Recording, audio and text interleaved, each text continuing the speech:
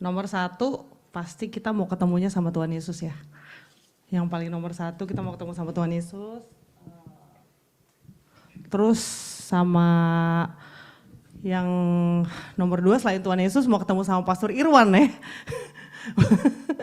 Mau ketemu sama Tuhan Yesus, ketemu sama Pastor Irwan, ketemu sama Pastor John Mendes. Memang saya rekomen banget untuk ikut retreat tahun ini, dan retreat tahun ini tuh gabungan yang hostnya adalah semua gitu ya, dari saya kalau nggak salah ketuanya Ko Gunawan sama Pastor Tony ya kalau nggak salah ya.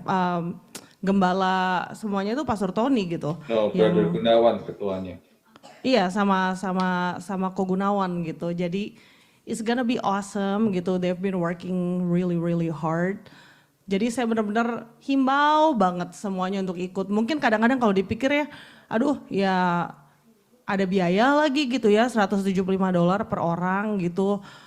Terus juga anak-anak kalau nggak salah 100 ya. Mungkin dipikir aduh ada biaya lagi gitu ya, tapi mungkin lebih baik saya spend untuk yang lain atau mungkin lebih baik untuk gimana. Tapi selama saya saya ikut retreat dari tahun 2010 ya di IFGF, dan saya nggak pernah kecewa. Saya rekomen banget gitu untuk benar-benar ikut, karena nanti berkat Tuhan pasti akan limpahkan luar biasa. Dan waktu itu, waktu yang kita kasih buat Tuhan, mungkin kita pikir aduh Thanksgiving is better kita spend buat keluarga, lebih baik kita pakai untuk liburan atau gimana. Tapi teman-teman, kalau kita kasih waktu Thanksgiving kita itu buat Tuhan, kita mau belajar, kita juga mau kumpul bersama-sama. Apalagi ini Thanksgiving pertama setelah berapa tahun nggak ada karena COVID ya. Saya benar-benar rekomen banget untuk ikut gitu.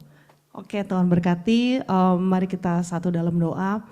Bapa dalam surga, kami bersyukur Tuhan Engkau baik dalam kehidupan kami. Bapa, let you be the center. Biar Tuhan Yesus menjadi center dalam kehidupan kami, menjadi center dalam ibadah pada hari ini ya Bapa. Biar segala sesuatu, because it's not about us, it's not about the church, it's not about anything, but it's only about Jesus, and it's only about the Lord Jesus Christ. And let the name of the Lord Jesus Christ be glorified, dan biar agar segala sesuatu, dan biar firman Tuhan kali ini dan hidup kami direct everyone towards the name of the Lord Jesus Christ. Makasih Bapa, dalam nama Tuhan Yesus Kristus kami telah bersyukur dan berdoa. Mari yang percaya katakan amin. Amin, saya senang banget ketemu semuanya teman-teman. Tadi saya dengar kesaksian mengenai David, saya belum pernah ketemu sama David sama Ika ya secara pribadi. Saya congratulations untuk join the IFGF New York. It's a great church, you have a great pastor and you have a great church, you have a great leader.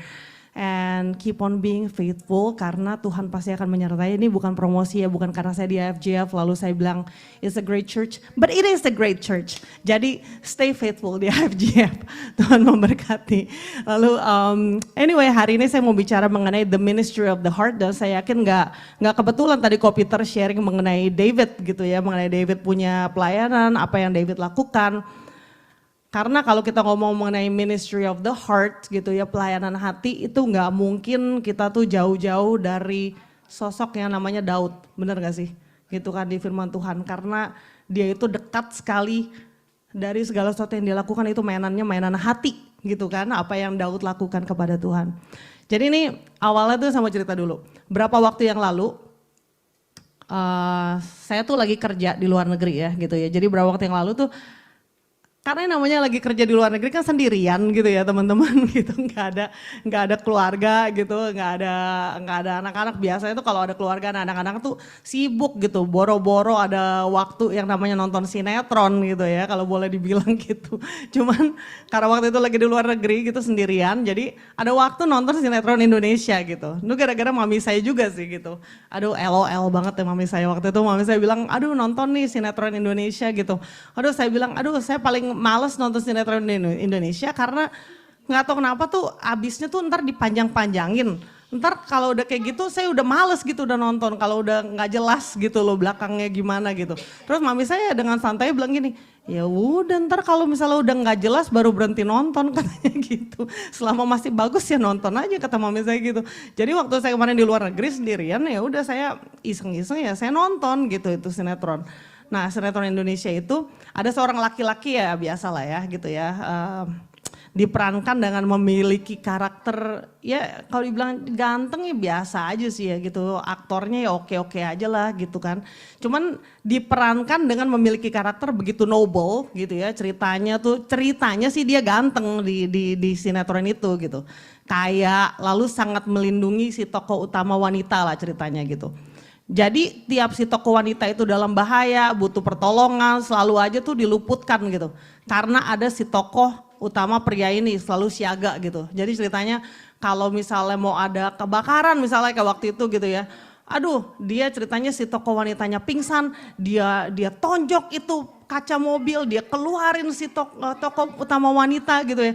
Kita yang nonton, aduh keren banget gitu ya kayaknya gitu kan. Jadi kayaknya usah kita mikir waduh enak banget ya jadi si tokoh wanita gitu. Dan di saat itu teman-teman tiba-tiba saya tuh sadar gitu. Dalam hidup kita sebenarnya kita tuh punya satu sosok yang begitu romantis gitu. Yang selalu aja siaga untuk menolong kita dan selalu bersama dengan kita gitu. Dia itu Bapak kita di surga. Kita itu selalu bersyukur, saya harap dan saya percaya kita ini selalu bersyukur ya gitu. Dalam setiap ditolong Tuhan kita bersyukur gitu ya. Saya harap sih kita not one of those people yang udah ditolong terus nggak tahu diri dan nggak bersyukur gitu ya. Saya harap tuh kita tipe orang yang bersyukur. Yang kita tahu kita selalu bersyukur. Tapi berapa banyak pertolongan Tuhan yang meluputkan kita dari bahaya, dari penyakit, dari niat orang jahat, dari kecelakaan yang kita nggak tahu, yang kita nggak lihat, karena kita nggak pernah melihat.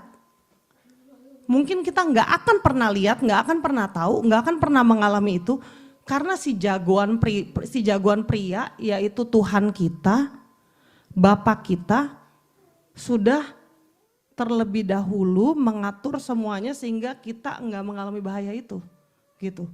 Mungkin aja di depan kita itu ada kecelakaan yang sebenarnya kita itu harusnya kena, tapi Tuhan kita sudah mengatur sehingga kita nggak kena kecelakaan itu. Gitu. Berapa banyak yang kita nggak tahu sehingga karena kita nggak tahu kita nggak bersyukur, gitu kan? Waktu saya sadar itu saya nangis gitu, saya nangis karena ya sering lah ya kita kagum dengan tokoh-tokoh pria di film-film gitu. Di drakor-drakor gitu bagi yang nggak tahu mungkin ya saya rasa mungkin Ko Peter sama Pastor Tony nggak tahu ya mungkin Ko Raymond juga nggak tahu gitu. Drakor itu drama Korea gitu.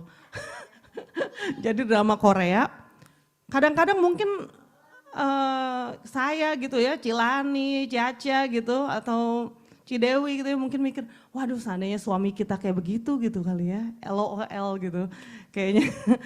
Tapi sesungguhnya Tuhan kita itu jauh lebih romantis dan jauh lebih keren daripada tokoh-tokoh utama yang di drakor-drakor itu gitu kan. Dan mengetahui betapa saya dicintai sama Tuhan saya, itu membuat saya tuh mau melayani dia. Jadi saya tuh enggak melayani dia karena itu suatu keharusan, karena ada hukumnya. Tapi saya melayani dia tuh karena hati. Karena saya tahu saya tuh begitu dicintai. Nah makanya hari ini tuh itu yang saya mau share gitu, the ministry of the heart gitu. Dimana kita tuh melayani itu karena hati gitu. Sebenarnya kalau kita melayani karena hati itu gampang. Sebenarnya kayak tadi Koremen kesaksian ya. Saya yakin itu semua tuh karena digerakkan hatinya itu digerakkan sama Tuhan. Makanya dia dengan gampangnya bilang udah saya kan tahu ya traffic di New York tuh kayak apa gitu. Aduh saya terus terang ya I don't really admire you guys yang nyetir di New York ya kayaknya aduh tadi Pastor Tony bilang aduh Audrey kalau nyetir cepat sekali gitu saya kadang mikir aduh saya mau nyetir cepat ya kayaknya berasanya enggak gitu ya cuma saya ingat dulu Pastor Denny pernah bilang ke saya gini tepatnya dia nggak bilang ke saya sih dia dulu khotbah terus dia bilang gini dia khotbah mengenai acceleration terus dia tiba-tiba bilang gini accelerator itu adalah tombol yang paling disukai oleh Audrey saya kaget hah. Saya bilang gitu, terus dia bilang iya dia itu kalau nyetir kayak supir taksi di New York yang kebelet. Terus saya gini, oh my God, gitu. Perasaan gak begitu gitu ya, cuman oke, kita kan punya blind spot ya, kalau orang lain lihat begitu ya berarti begitu, berarti saya harus koreksi diri nih gitu. Nyetir harus lihat-lihat speed limit gitu. Tapi sekarang don't worry Pastor, going to be 40 ya gitu, jadi kayaknya udah mulai lihat-lihat gitu sama speed limit gitu in any case gitu.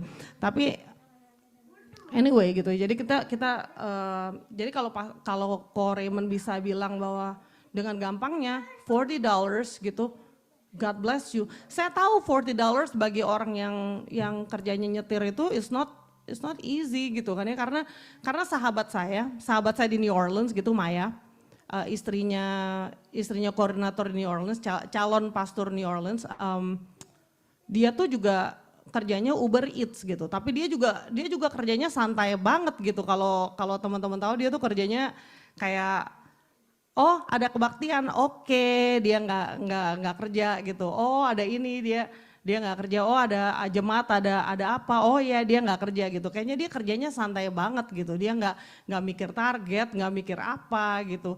Karena dia percaya banget gitu. Dia tahu gitu, maksudnya itulah ya, kalau orang seperti Koreman kayak tadi kesaksian, orang yang sudah tahu gitu hatinya Tuhan itu kayak apa, itu tuh udah nggak ada takutnya lagi gitu. Melayani juga udah jadi suatu hal yang I'm serving not because saya takut Pastor Tony marah atau bukan karena saya takut orang lain lihat saya gimana, atau bukan takut saya nggak direspek sama orang lain, tapi lebih karena saya melayani karena nggak ada lagi yang saya bisa bales sama Tuhan yang begitu mencintai saya gitu loh.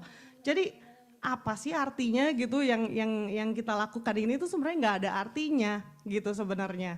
Kita sebenarnya bisa melayani itu ini ministry of the heart. Jadi kalau kita udah bicara hati sama Tuhan, mesra dengan Tuhan, kita pasti mau nggak mau tuh ingat dengan seorang yang namanya Daud. Tadi saya bilang, di mana Daud itu orang yang kalau kita baca mazmurnya, Daud itu sangat jujur kepada Tuhan. Dia luapkan seluruh isinya kepada Tuhan, gak ada yang ditutup-tutupi. Sebenarnya ini sinkron ya, Pastor Tony juga pernah ngomong sama saya waktu itu. Dia bilang, Audrey, kalau kamu lagi ada masalah, kalau kamu lagi kesel atau lagi gimana, kamu tulis di journal. Anyway, God knows what's in your heart. Gitu kan, anyway God knows what's in your heart. Jadi kamu jaim sama Tuhan juga nggak ada gunanya juga kan, gitu kan. Jadi just be honest with God. Dan sebenarnya itu tuh dilakukan oleh Daud gitu di firman-firmannya, gitu ya, di apa yang dia tulis di ayat-ayatnya, nggak ada yang dia tutup-tutupin sama Tuhan, gitu. Bahkan karena waktu itu juga Pastor Tony bilang ke saya, anyway, you know, your relationship with God is much more important dibandingkan dan even your ministry dan even the church. Gitu. Your personal relationship with God itu jauh lebih penting. Jadi yang lain-lain itu akan mengikuti gitu. Jadi hati kita sama Tuhan itu jauh lebih penting. Saya mau baca ayatnya. Tuhan sendiri memanggil Daud a man after my own heart. Di 1 Samuel 13, ketika Saul nggak sabar nunggu Samuel, dia mempersembahkan korban sendiri kan. Dia melanggar perintah Tuhan. 1 Samuel 13 ayatnya 14. Mengatakan, tetapi sekarang kerajaanmu, ini jadi setelah Saul tuh bakar korban sendiri ya, Samuel tuh bilang ke Saul, jadi Saul tuh approach ke Samuel waktu Samuel datang, tetapi sekarang kerajaanmu tidak akan tetap, Tuhan telah memilih seorang yang berkenan di hatinya, dan Tuhan telah menunjuk dia menjadi raja atas umatnya, karena engkau tidak mengikuti apa yang diperintahkan Tuhan kepadamu. Dan ini diulang lagi di perjanjian baru teman-teman. Di perjanjian baru Paulus berkata, ini tuh Paulus yang mengatakan, dan Tuhan sendiri memberikan kesaksian tentang Daud. Ada di Kisah Para Rasul 13 ayatnya yang ke-22 sampai 23. Setelah Saul disingkirkan, Allah mengangkat Daud menjadi raja mereka. Tentang Daud, Allah telah menyatakan, aku telah mendapat Daud bin Isai, seorang yang berkenan di hatiku, dan yang melakukan segala kehendakku, dan dari keturunannya lah, sesuai dengan yang telah dijanjikannya, Allah telah membangkitkan juru selamat bagi orang Israel, yaitu Yesus. Nah, kalau di dalam bahasa Inggris, I have found David, the son of Jesse, a man after my own heart, who will do all my will. Jadi yang memberikan testimoni ini bahkan tuh bukan Daud. Yang memberikan testimoni ini tuh Tuhan sendiri tentang Daud. It's a great honor ya. Kalau it's another thing kalau misalnya kita bilang saya itu orang yang berkenan di hati Tuhan. Tapi it's another thing waktu Tuhan yang bilang dia itu orang yang berkenan di hati saya. A man after my own heart. Jadi label itu dikasih sama Daud itu sama Tuhan sendiri dan bahkan dikasih kesaksian itu kepada Paulus dan diulang oleh Paulus. Gitu di kisah para rasulnya. Dan ini luar biasa banget, bahkan sampai Daud tuh dipilih untuk di mana dalam silsilahnya Tuhan Yesus itu. Kalau kita baca di Matius pasal 1 dikatakan dalam silsilahnya dari Tuhan Yesus itu sendiri, dia tuh berasal dari keturunannya Daud gitu. Dia tuh jadi bapaknya Tuhan Yesus adalah Roh Kudus sendiri gitu. Tapi dari silsilahnya dia dari keturunannya Daud. Itu it's a great honor gitu ya. Itu bukan suatu kebetulan, itu memang dipilih oleh Tuhan sendiri gitu loh. Karena there's nothing coincidental di firman Tuhan gitu kan. Jadi nggak ada di firman Tuhan itu oh ini kebetulan ini kebetulan itu. Itu memang ditentukannya seperti itu gitu.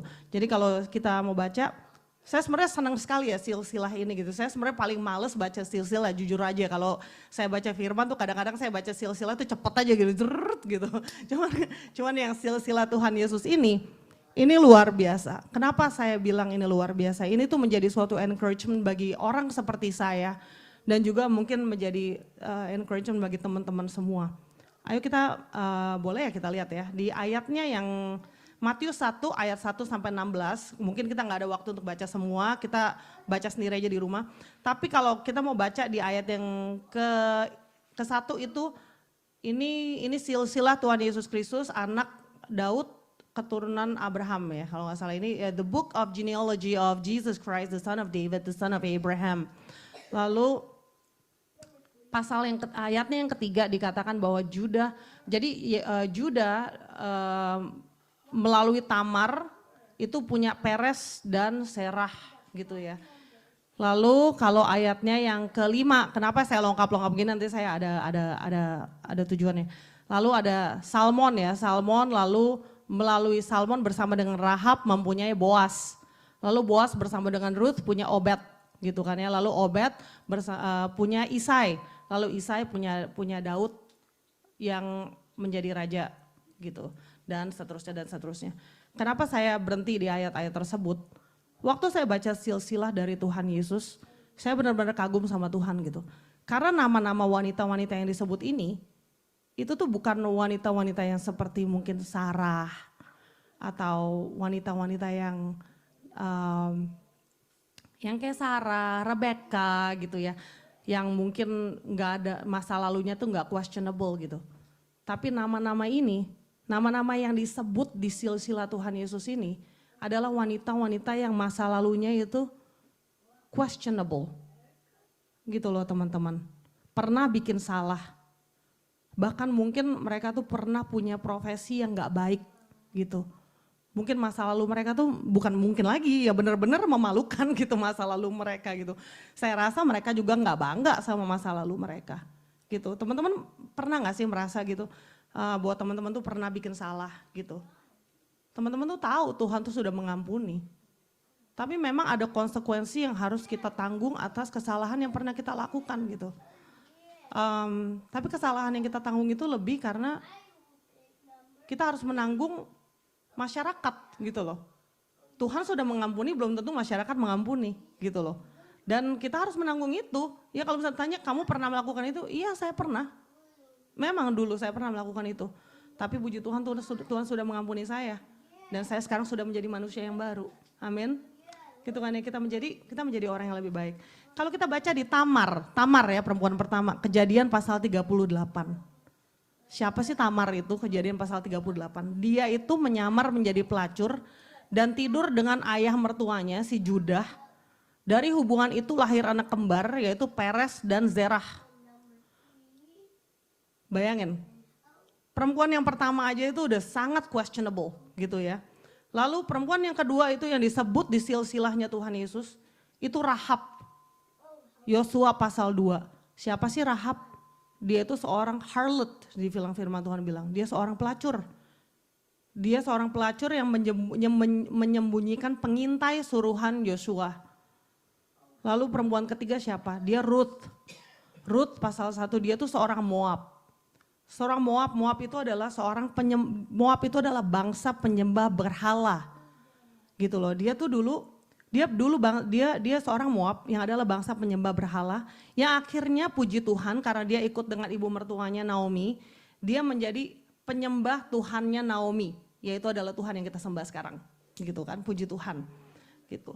Saya yakin tuh nggak ada sesuatu yang kebetulan gitu ya teman-teman dari dalam firman Tuhan. Saya yakin ini tuh menjadi harapan buat orang-orang. Mungkin orang-orang seperti saya, mungkin juga teman-teman, bahwa apapun yang jelek dari kita, dari masa lalu kita tetap dicintai Tuhan dan Tuhan tetap mau pakai kita. Apapun yang terjadi, Tuhan tetap mau pakai kita. Jadi tetap maju terus, tetap layani Tuhan, tetap setia, gitu. Dan terus makanya ya waktu Kopiter hubungin saya gitu, dan bukan cuma Kopiter gitu ya, waktu itu ada juga teman pastor yang hubungi saya, minta saya share di gereja dia tuh saya mau gitu. Kenapa? Bukan karena saya kepedean atau karena saya pikir saya bagus atau gimana-gimana, enggak. Sebetulnya saya tuh bukan orang yang pede gitu. Tapi karena saya mau, karena saya tahu saya tuh bukan siapa-siapa. Saya tahu udah bagus Tuhan mau pakai saya. Makanya saya bersyukur dan saya mau aja gitu. Itu suatu kehormatan buat kita gitu loh. Kalau kita tuh bisa dipakai untuk melayani Tuhan gitu. Kita tuh yang kita perlu lakukan itu tuh bukan urusan kita kok, perihal gitu bakalan jadi bagus atau nggak bagus atau gimana gitu ya. Yang perlu kita lakukan cuma satu, mempersiapkan. At the end of the day gitu ya. At the end of the day gitu ya, itu tuh is not about us gitu. Makanya apapun yang kita lagi alami dalam hidup kita, make sure gitu ya, yang kita sampaikan, yang kita sharekan gitu, make sure Christ is at the center gitu loh. Karena yang Tuhan cintai itu anak-anaknya gitu. Karena ini saya nggak pernah mau menjadikan mimbar itu sebagai ajang tempat curhat gitu buat saya gitu ya, atau tempat untuk saya membenarkan diri saya atau membaguskan diri saya, which is memang nggak ada yang perlu dibaguskan gitu ya, karena memang orang tuh nggak perlu dengar tentang saya, orang nggak perlu tahu tentang saya, orang nggak perlu hikmat dari Audrey. Yang orang perlu adalah Jesus Christ dan let him be the center gitu loh. Selama Tuhan Yesus be the center gitu, itu yang paling penting gitu. Jadi buat saya bukan cuma aku minta siapapun, kalau misalnya saya diminta saya dengan senang hati gitu, dengan senang hati karena memang saya tahu hidup saya itu tuh kayak orang tuh yang diangkat dari lumpur dosa gitu sama Tuhan. Itu orang yang sebenarnya bukan siapa-siapa, tapi tuh dikasih, gimana sih kalau orang tuh yang dikasih kehormatan sama Tuhan itu tuh jadi gimana ya, hidupnya jadi buat Tuhan itu jadi kayak, ya jadi anything lah, jadi apa aja gitu ya. Anyway, walaupun ya kayak di gereja saya sendiri gitu. Kadang saya suka bercanda gitu sama pastor saya gitu, saya bilang pastor saya tuh kayak misalnya lagi banyak orang gitu ya, nggak pernah gitu menugaskan saya tuh untuk pelayanan mimbar gitu loh teman-teman, kayak misalnya WL gitu kayak gimana.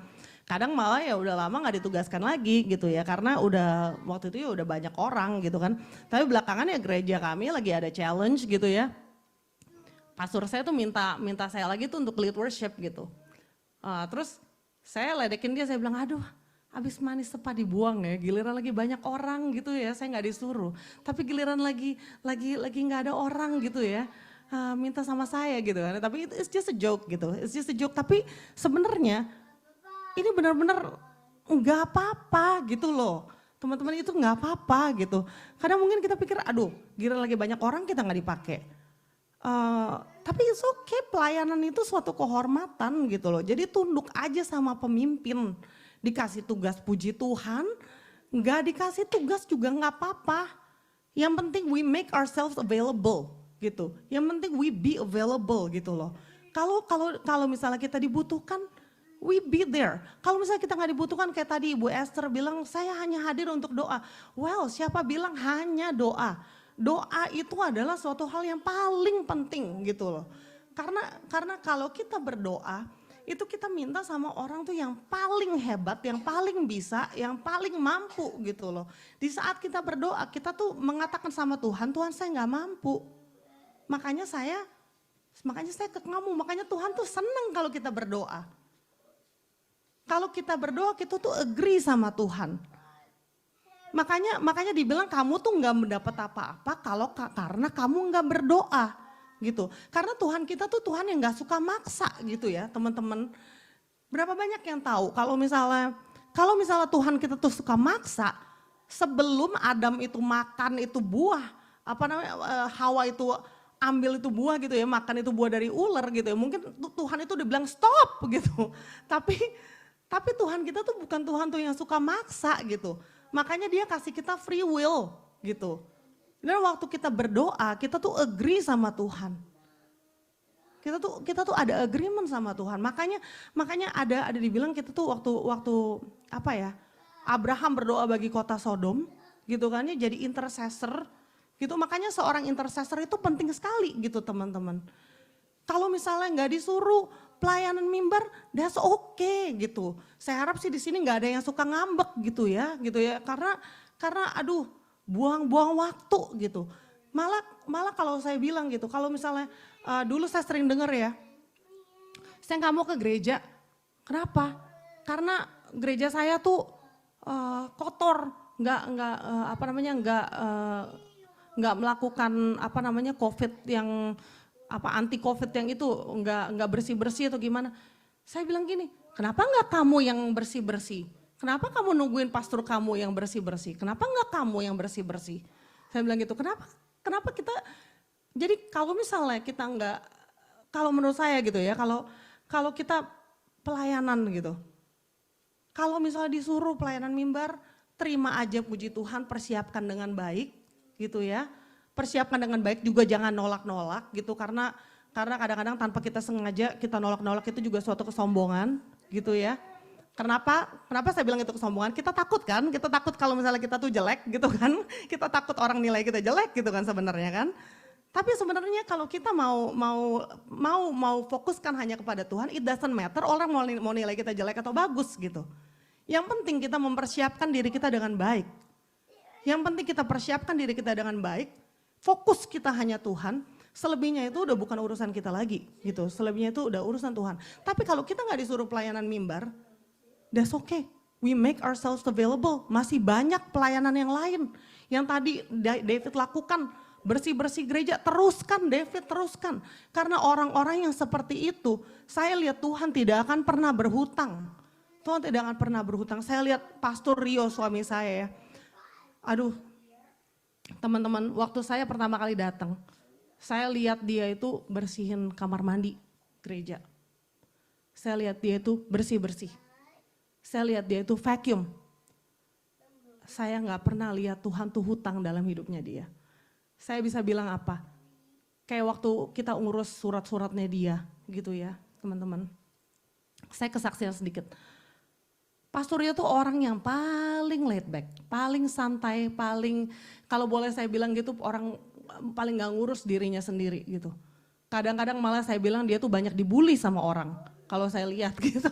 Tapi dia tuh orang yang paling mungkin saya lihat orang paling baik gitu ya, yang paling pernah saya kenal. Saya 11 tahun menikah sama dia, gak pernah dibentak gitu, nggak pernah dimarahin gitu ya maksudnya, dan saya juga nggak pernah lihat dia jahat sama orang, nggak pernah lihat dia bales orang, saya nggak pernah lihat dia ini, bahkan sampai detik ini saya ngelihat dia bolak-balik rumah sakit gitu, ngurusin salah satu tante yang masuk rumah sakit yang sampai anaknya aja udah nggak peduli sama dia gitu. Saya ngelihat dia ngurusin mama, papa gitu ya, papa mertua saya gitu waktu dulu. Saya saya bukan cuma mencintai, saya sangat menghormati suami saya gitu, saya sangat menghormati Pak Suryo. Jadi waktu saya urusin dia punya surat-surat gitu teman-teman. Saya mikir gini, ini orang gitu ya, saya udah bilang urus surat-surat urus gitu. Tenang aja gitu. Kayaknya santai gitu ya teman-teman gitu, santai banget gitu. Tapi ternyata dari kesantaiannya dia itu, ternyata memang harus menunggu gitu. Dan saya nggak tahu bahwa dia juga nggak tahu bahwa harus menunggu gitu. Tapi karena memang orangnya begitu gitu ya, orangnya memang nggak pernah mikirin dirinya sendiri gitu. Jadi pada saat waktu akhirnya kita ngurus gitu, dan itu juga santai banget gitu teman-teman. Sampai lawyernya aja yang akhirnya itu juga kita pakai lawyer juga. Sampai lawyernya bilang gini, saya my faith is strengthened waktu saya ngelihat Pastor Mario punya surat-surat. Karena apa? Tuhan tuh bikin sedemikian rupa sampai suratnya itu kayak gini loh, bisa tiba-tiba tuh nyasar di alamat yang kita nggak pernah kenal, alamat yang kita nggak pernah tahu, sehingga dia tuh dapat forgiveness-nya tuh karena memang suratnya itu dia nggak pernah terima gitu. Dan memang ada recordnya dia tuh nggak pernah tinggal situ gitu. Kita nggak pernah tinggal situ gitu loh semuanya. Nggak tahu kenapa itu bisa nyasar ke situ. Dan saya yakin itu kalau bukan campur tangan Tuhan itu nggak mungkin. Dan begitu akhirnya dapat ya udah. Dan dia juga pokoknya saya benar-benar ngelihat favor of God gitu. Dan di situ saya lihat gini, saya lihat orang yang nggak pernah mikirin dirinya sendiri gitu ya. Tuhan tuh mikirin. Jadi teman-teman gitu kadang-kadang mungkin kita mikir orang kok gak mikirin kita, tapi don't worry, Tuhan tuh mikirin. Kayak David gitu ya, puji Tuhan kok Peter, Pastor Tony lihat banget gitu what you're doing for the church gitu. Tapi even though mereka gak lihat, Tuhan lihat dan God will reward you, udah pasti Tuhan akan reward you. Karena firman Tuhan di Ibrani tuh bilang bahwa dia itu Tuhan, orang yang percaya sama Tuhan tuh harus percaya bahwa Tuhan itu ada dan dia memberikan upah kepada orang yang sungguh-sungguh mencari dia. Jadi orang yang sungguh-sungguh mencari dia tuh ada upah gitu. Saya sampai sekarang tuh kalau saya ingat kok saya bisa begini ya, saya bilang kemarin saya ngomong sama adik saya, kok kerjaan kok kayaknya Tuhan kok bikin ada aja gitu ya lancar gini. Saya bilang wah itu pasti ini ya, dulu saya ingat banget saya nenteng-nenteng keyboard gitu ya dari saya dulu nggak ada mobil, naik train di Chicago gitu, nenteng-nenteng keyboard gitu, naik train gitu bolak-balik. Tapi Tuhan nggak pernah utang loh, gitu loh teman-teman sama semuanya itu. Jadi saya mau encourage nih sama semuanya gitu loh, layani Tuhan dengan sungguh-sungguh gitu. Puji Tuhan tadi saya dengar Ko Peter sangat mengencourage semuanya dan Pastor Tony juga sangat menencourage, sangat acknowledge apa yang teman-teman lakukan. Tapi kalaupun mereka nggak acknowledge, terus lakukan karena Tuhan pasti acknowledge gitu. Karena Tuhan pasti acknowledge. Anyway, lanjut. Gitu. Lanjut ya. Gitu. Yang Daud juga lakukan, dia juga bilang topik berikutnya he loves me but he also likes me. Di 1 Tawarik 28 ayat yang keempat. Daud bilang begini, namun Tuhan Allah Israel telah memilih aku dari antara segenap puakku untuk menjadi raja atas Israel selama-lamanya. Sebab ia telah memilih Yehuda menjadi pemimpin dan puakku dari antara kaum Yehuda. Dan dari antara anak-anak ayahku ia berkenan kepadaku untuk mengangkat aku sebagai raja atas seluruh Israel. Kalau dalam bahasa Inggrisnya, and among the sons of my father, he was pleased with me to make me king over all Israel. Ini indah banget ya. He loves me. Tuhan itu sayang sama semua anak-anaknya. Tapi selain disayang, kita juga mau menjadi anak-anak yang disukai sama dia. Bukan begitu? Gitu kan? Kita juga mau menjadi anak-anak yang disukai sama dia. Yang setiap dia lihat kita, dia lihat hati kita, dia lihat apa yang kita lakukan, dia senyum, dia bangga sama kita. Bukan begitu, bukan kita mau menjadi anak-anak yang seperti itu. Dalam suami istri juga begitu. Saya teringat sekali sama suami saya gitu ya. Dia sering bilang ke saya cinta kamu, saya sayang kamu, saya suka kamu. Mencintai itu unconditionally ya. Tapi kalau menyukai itu harus ada tindakan yang berkenan.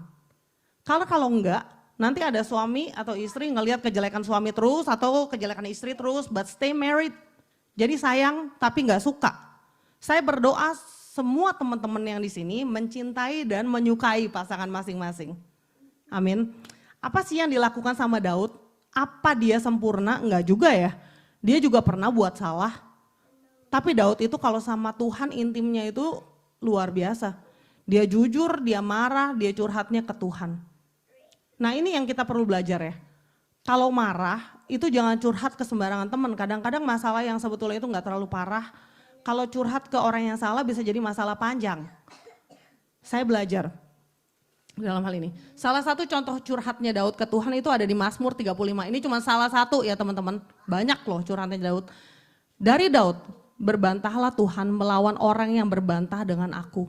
Berperanglah melawan orang yang berperang melawan aku. Peganglah perisai dan utar-utar. Bangunlah menolong aku. Cabutlah tombak dan kapak menghadapi orang-orang yang mengejar aku. Katakanlah kepada jiwaku, akulah keselamatanmu.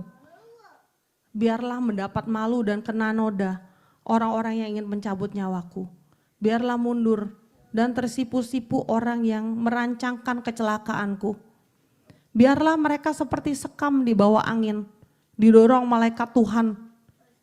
Biarlah mereka gelap dan licin. Biarlah jalan mereka gelap dan licin. Dan malaikat Tuhan mengejar mereka. Karena tanpa alasan mereka memasang jaring terhadap aku. Tanpa alasan mereka menggali pelubang untuk nyawaku. Biarlah kebinasaan mendatangi dia dengan tidak disangka-sangka. Jerat yang dipasangnya biarlah menangkap dia sendiri. Biarlah ia jatuh dan musnah. Tetapi aku bersorak-sorak karena Tuhan. Aku bergirang karena keselamatan daripadanya. Dan itu cuma salah satu ya. Banyak banget curhatnya Daud ke Tuhan di tempat-tempat lain, kadang sadis-sadis. Tapi kita lihat Daud selalu dapat deliverance. Malah ya di curhat-curhat Daud ke Tuhan itu semuanya ya. Kita lihat dia tuh dapat deliverance gitu semuanya. Tapi malah yang kita nggak lihat curhatnya Daud ke Tuhan. Contohnya gini ya, mengenai kehidupan seksualnya dia. Di situ dia jatuh dalam dosa. Kalau ini yang saya perhatiin gitu ya. Jadi kalau saya bisa lihat gitu ya, mungkin kunci deliverance kita itu adalah persahabatan erat dengan Tuhan. Bulan Desember lalu saya tuh pernah marah gitu dengan sekitar 3 orang gitu. Saya marah sampai ketemu orang-orang itu saya males nyapa. Nggak pernah terjadi dalam hidup saya sebelumnya gitu. Saya tuh tipe orang yang selalu nyapa duluan gitu loh teman-teman. Saya tuh boleh dibilang kemana-mana, sampai saya kadang-kadang mikir ya juga ya saya tuh jarang disapa duluan gitu, saya lebih sering nyapa duluan gitu. Saya tuh nggak pernah terjadi, saya tuh yang namanya malas nyapa orang gitu.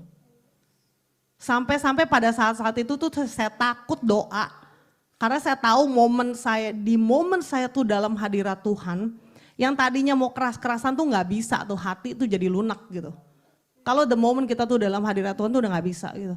Karena tuh kita tuh pasti udah jadi mikir gitu, aduh Audrey, kamu tuh siapa sih? Kamu tuh anak Tuhan ada dalammu, masa gitu aja gak bisa sih gitu kan. Jadi tuh mau marah tuh jadi gak jadi gitu. Tapi akhirnya puji Tuhan saya dapat deliverance gitu ya. The moment saya dapat deliverance saya bisa bilang I'm sorry Tuhan. Gitu. Marah sama orang tuh gak enak ya teman-teman.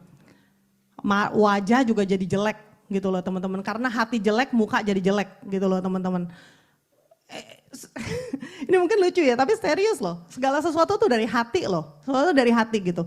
Hati bagus otomatis tampilan wajah juga jadi bagus gitu. Hati jelek, muka juga jadi jelek gitu loh, jadi mau gak mau gitu.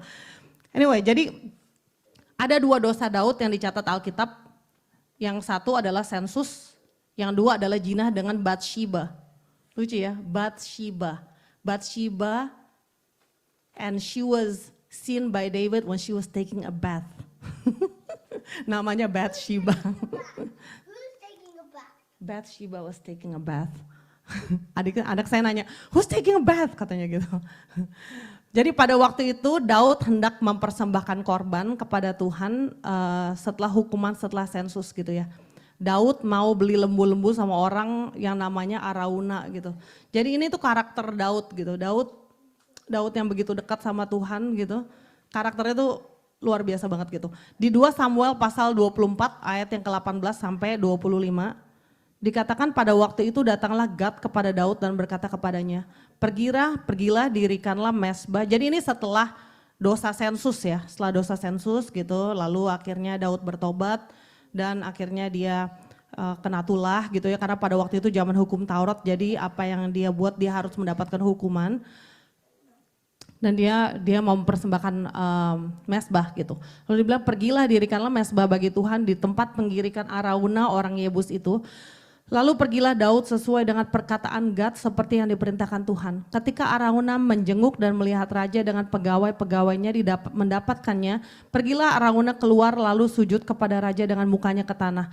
Berkatalah Arauna, mengapa tuanku raja datang kepada hambanya ini? Jawab Daud, untuk membeli tempat pengirikan ini daripadamu dengan maksud mendirikan mezbah bagi Tuhan supaya tulah ini berhenti menimpa rakyat. Lalu berkatalah Arauna kepada Daud, baiklah tuanku raja mengambilnya dan mempersembahkan apa yang dipandangnya baik. Lihatlah itu ada lembu-lembu untuk korban bakaran dan eretan pengirik dan perkakas lembu untuk kayu bakar. Semuanya ini ya raja diberikan Arauna kepada raja. Arauna berkata pula kepada raja, kiranya Tuhan Allahmu berkenan kepadamu. Jadi Daud mau beli, Arauna mau kasih gitu. Tapi berkatalah raja kepada Arauna, bukan begitu, melainkan aku mau membelinya daripadamu dengan membayar harganya. Sebab aku tidak mau mempersembahkan kepada Tuhan Allahku korban bakaran dengan tidak membayar apa-apa. Sesudah itu Daud membeli tempat pengirikan dan lembu-lembu itu dengan harga 50 shikal perak. Lalu Daud mendirikan di sana mezbah bagi Tuhan dan mempersembahkan korban bakaran dan korban keselamatan. Maka Tuhan mengabulkan doa untuk negeri itu dan tulah berhenti menimpa orang Israel. Dari bahasa Inggrisnya berkata, no, but I will surely buy it from you for a price, nor will I offer burnt offerings to the Lord my God with that which cost me nothing. Kata-kata my God itu buat saya menunjukkan sikap intim yang begitu luar biasa ya teman-teman.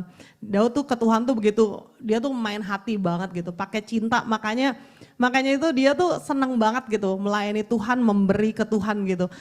Mudah-mudahan kita tuh menjadi orang yang seperti Daud gitu ya, kalau melayani Tuhan itu seneng gitu, melayani Tuhan tuh pakai hati gitu, seneng gitu. Pokoknya apa yang kita bisa lakukan buat Tuhan tuh kita seneng gitu, kita bisa lakukan buat Tuhan. Kita mau, Daud bilang, I wanna give to God. I don't wanna give to God what cost me nothing. Saya mau berikan kepada Tuhan itu for a price, apa yang saya ada bayar harga. Jadi kita mau belajar untuk jadi orang-orang yang gak hitung-hitungan waktu. Kalau saya lihat di sini anak-anak Tuhan yang saya lihat di sini sih gak banyak hitung-hitungan waktu, gak banyak hitung-hitungan uang ya teman-teman. Tapi banyaknya tuh hitung-hitungan waktu gitu kalau saya lihat gitu. Hitung-hitungan waktu untuk latihan, hitung-hitungan waktu untuk ini, hitung-hitungan waktu untuk itu gitu. Tapi percaya, anything yang kita berikan kepada Tuhan, Tuhan tuh bisa redeem the time gitu. Mungkin kita pikir bahwa kita kasih waktu kita buat Tuhan gitu, nanti kita gak ada waktu buat anak-anak kita. Hey, waktu kita yang kita kasih buat Tuhan, kita kasih ke Tuhan 2 jam. 2 jam itu nanti Tuhan akan redeem gitu buat kita. Anak-anak kita akan menjadi anak-anak yang luar biasa, kita percaya gitu. Dan waktu yang sedikit itu yang kita bisa kasih buat anak-anak kita gitu. Tuhan akan buat anak-anak kita menjadi anak-anak yang luar biasa, yang Tuhan akan buat mungkin kita nggak bisa nemenin anak-anak kita belajar, nanti Roh Kudus sendiri yang bantu anak-anak kita belajar.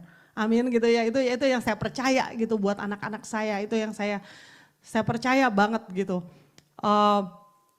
Lalu saya percaya juga gitu ya, kalau saya yakin banget gitu ya, kalau kita melayani Tuhan pakai hati gitu, kalau kita belajar dari Daud ini, melayani pakai hati, banyak banget masalah dan perselisihan, ketidakcocokan sesama pengerja, kesulitan untuk submit under authority itu akan bisa diselesaikan dengan baik. Karena kalau kita sadar siapa kita, betapa kita dicintai sama Tuhan, kita melayani, kita bantu orang, kita gak akan hitung-hitungan kalau kita pakai hati. Kalau kita dengan cinta, banyak kali kita pusing karena kita salah fokus. Sebetulnya kalau kita hidup only for one audience, only for the audience of one, yaitu Tuhan sendiri gitu ya. Hidup kita tuh satu-satunya Tuhan jadi satu-satunya audiens kita, hidup kita tuh jadi mudah dan enak gitu. Karena yang penting satu-satunya audiens kita seneng, we are good gitu. Dalam bersikap dan bertindak kita cuma punya satu pertanyaan ke diri kita sendiri. Apa audiens kita senang? Kalau audiens kita senang itu udah pasti sesuai dengan firman Tuhan. Karena nggak mungkin kita bisa senangkan audiens kita karena audiens kita cuma satu kan, Tuhan kan gitu. Nggak mungkin audiens kita itu bisa senang kalau kita melenceng dari firman Tuhan gitu. Jadi kita tuh pasti bisa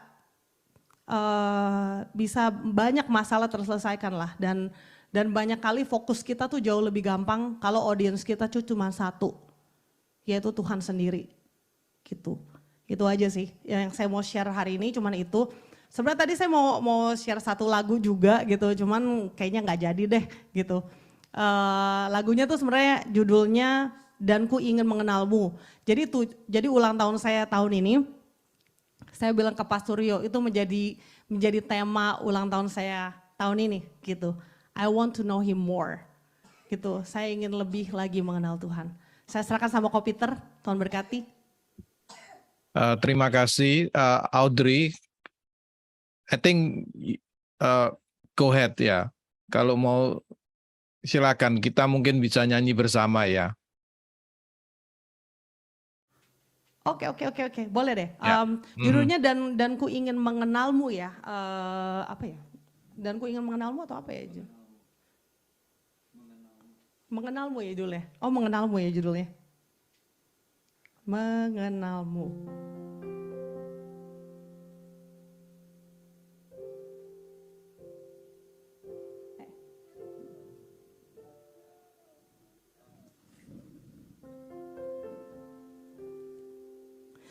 Bila ku buka mataku dan lihat wajahmu,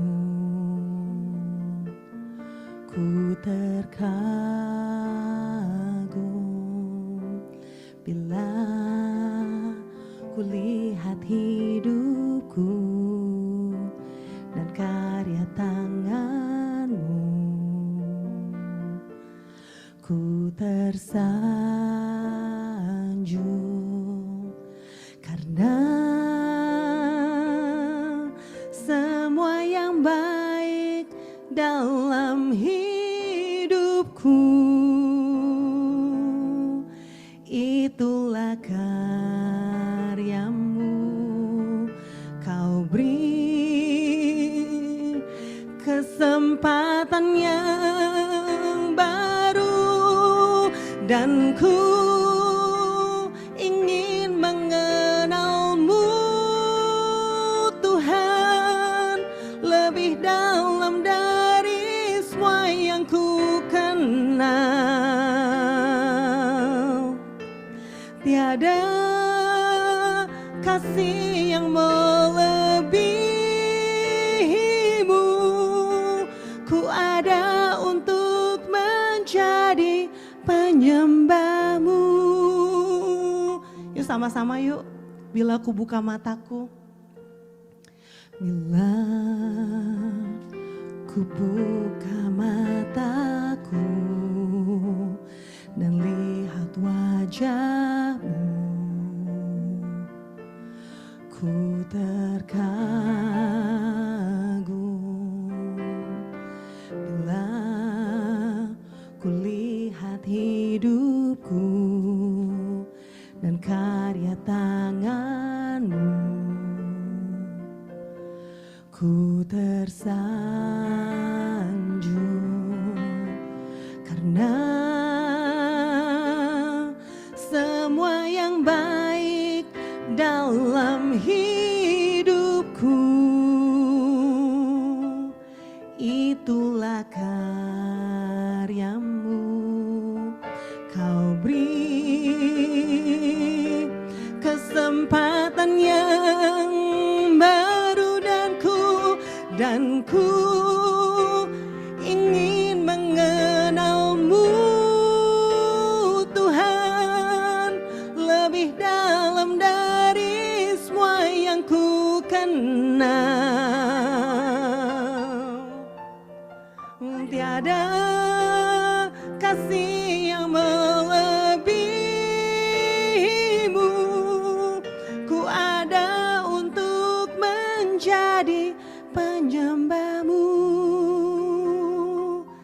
serahkan sama Ko Peter.